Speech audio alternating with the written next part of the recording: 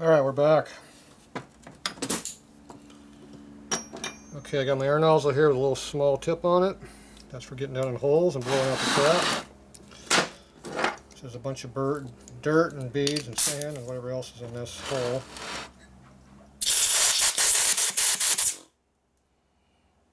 See, all that crap just came out. It was in there pretty deep.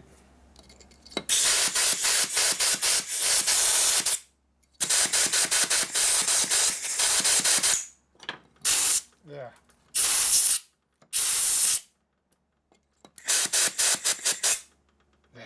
Bunch of oily crap came out of the other hole on top. See how much crap is on that? So to clean a hole out, you got to go all the way to the bottom of the hole and then blow it up. If you just blow on the top of the hole, not much air gets to the bottom. It doesn't get everything out.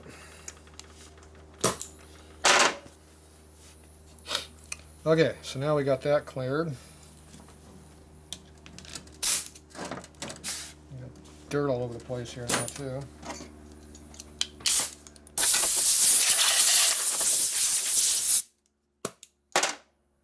Blue sand everywhere. Okay, so I'm going to go at this again. Now you can also use a pick or a scribe like this to get in there and pick out the dirt and work it out also. It's more than one way of doing things.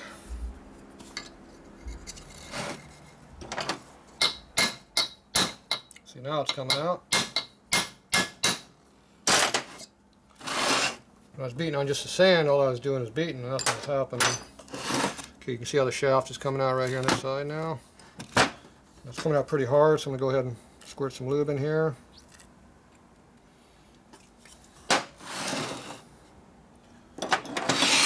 ahead and hit it back in.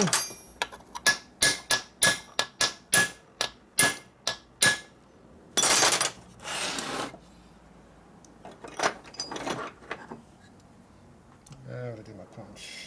There it is. I'll go back out again. There it goes. So it always helps to go back and forth. If you just keep beating in one direction, you can blow the whole side of the case out. It gets a big pressure ridge up in front of whatever you're doing, and it can cause a lot of problems. The shaft right now is frozen, so I'm going to go ahead and lube it up from both sides. Hit it a little bit. There you go. See a little bit of lubricant, it just comes out with your hands. See? You can see all of this was corrosion in here. This was all on the forks, corroded solid, and the case corroded over here, and over here is corroded over here. So until you get all that freed out, it doesn't come out. So here's our shift fork here. Yeah, this transmission is very good condition. There's almost no wear on our forks at all. Pretty nice. I can't remember having a tranny come apart before they had such nice forks, so that wasn't brand new. See, this one has almost no wear too. Real nice condition.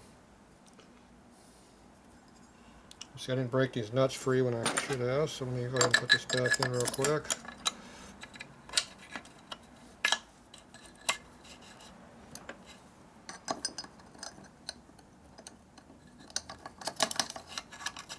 So I'm not going to use these fingers, so I want to loosen these forks up so I can get them apart. So this just gives you a holding fixture basically by putting it back together for a minute.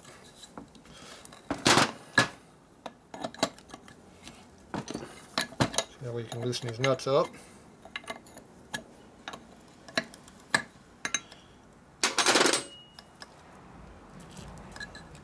Lube in here to help free things up.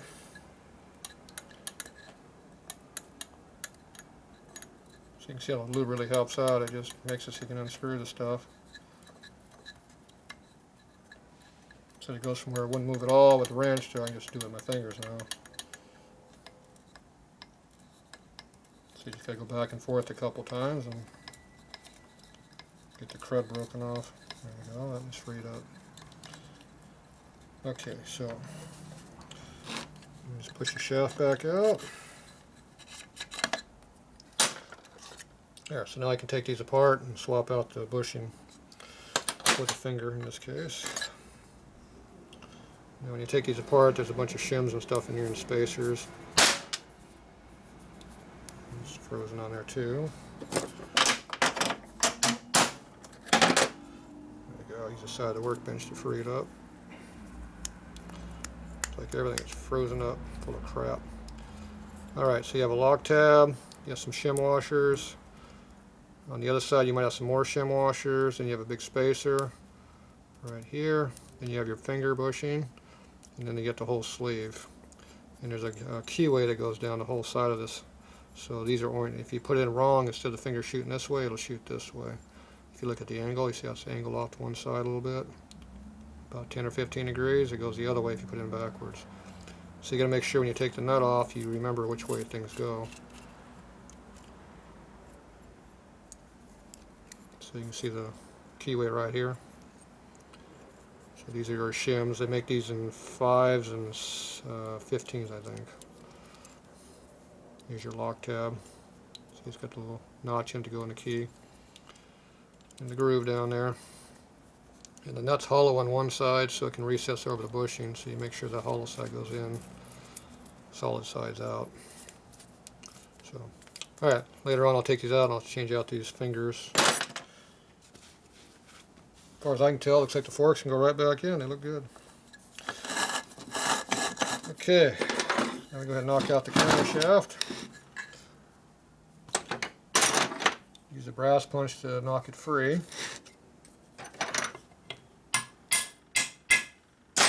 Came out relatively easily.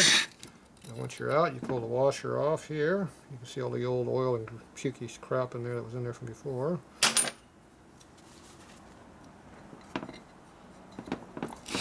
Okay, then you just take your, what I do is I grab a hold of the low gear shift dog right here and I hold the gear up. This whole thing's coming out as an assembly here. And you go ahead and push the shaft out. You use a Phillips screwdriver or a drift punch. I use a drift punch. And it was going good and it stopped. You can hear the grit in there. Okay, so if it stops, turn it back around. Push it back in, and do it again.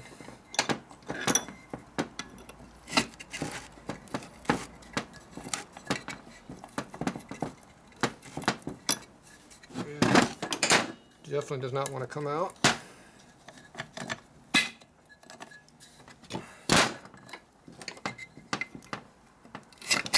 There it goes. It's got the old original countershaft in here.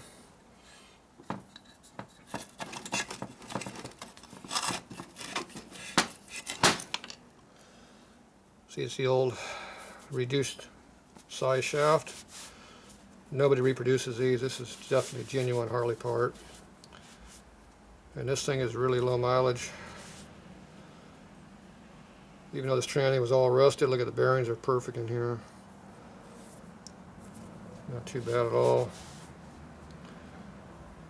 This side over here has got a little bit of a light pitting right in here, but pretty damn good still. It could be run.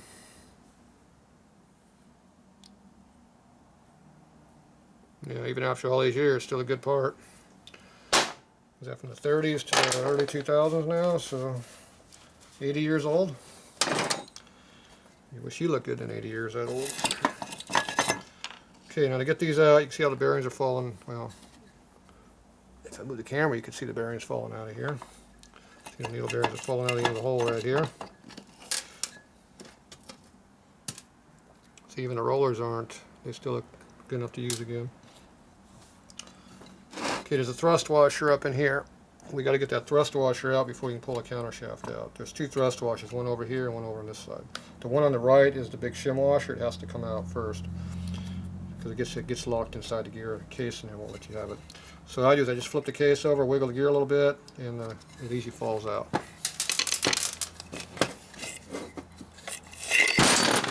you go, the whole thing just fell out.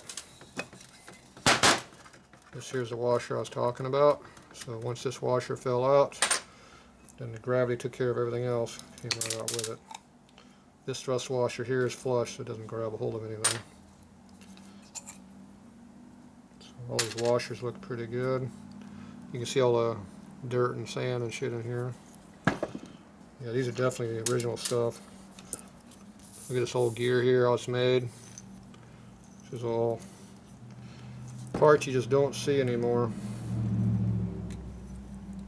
I've been working on these trannies for a lot of years. I've never seen these gears before. You just don't see this stuff.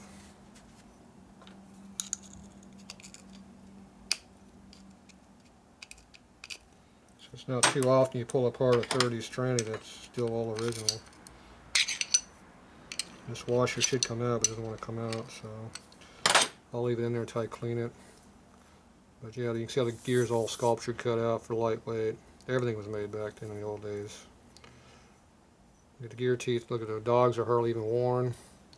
The teeth are still like new in here. This can go right back in and be reused, no problem. These bearings here are kind of stuck in there a little bit. There we go.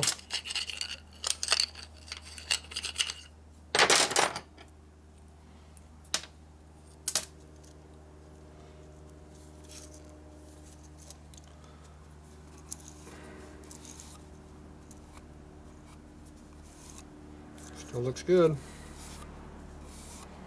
little bit of wear on this side, but not too bad. See the bearing here is still nice and clean. Nice. So the dogs aren't too bad. This is low gear, it's almost no wear. This is second gear, you can see just a little bit of wear on it. So you flip it around the other way and make this second, make that low, and you got a brand new tranny on that side. That one you can reverse. The other one you can't. And bearings are, look at the grease oil that was in there. It's like glue holding the bearings together. It's all sat up. You pull this shit apart, look at this goo in there, just feels like jello. Got some real good grease there.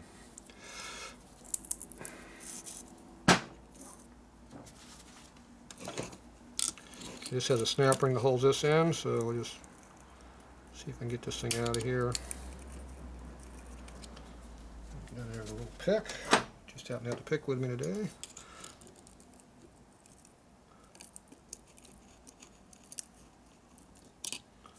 Okay, you get one side up at a time and just work it around in a circle.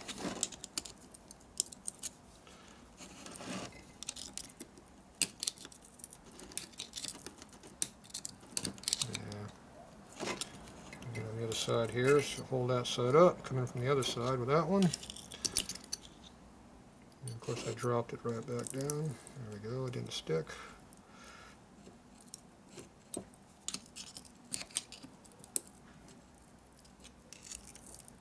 There we go, we're under it now.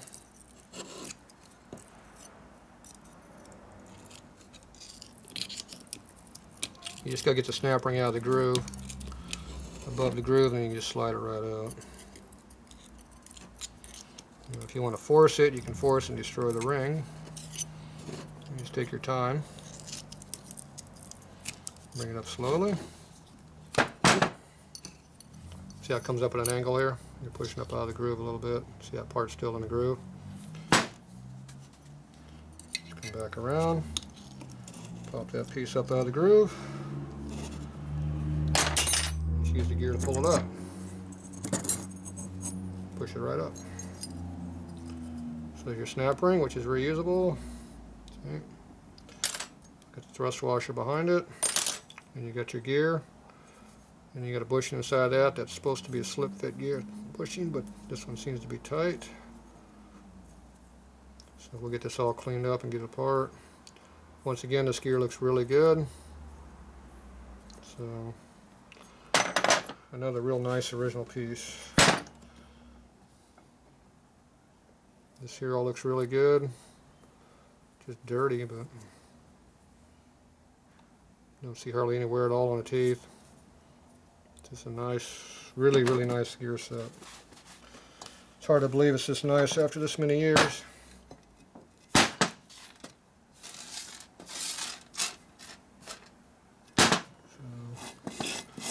Alright, so I'm going to go ahead and look at the rest of it here. Try to get this part here out.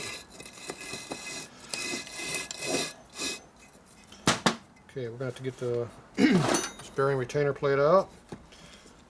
So let me stop right here and we'll be back in a minute.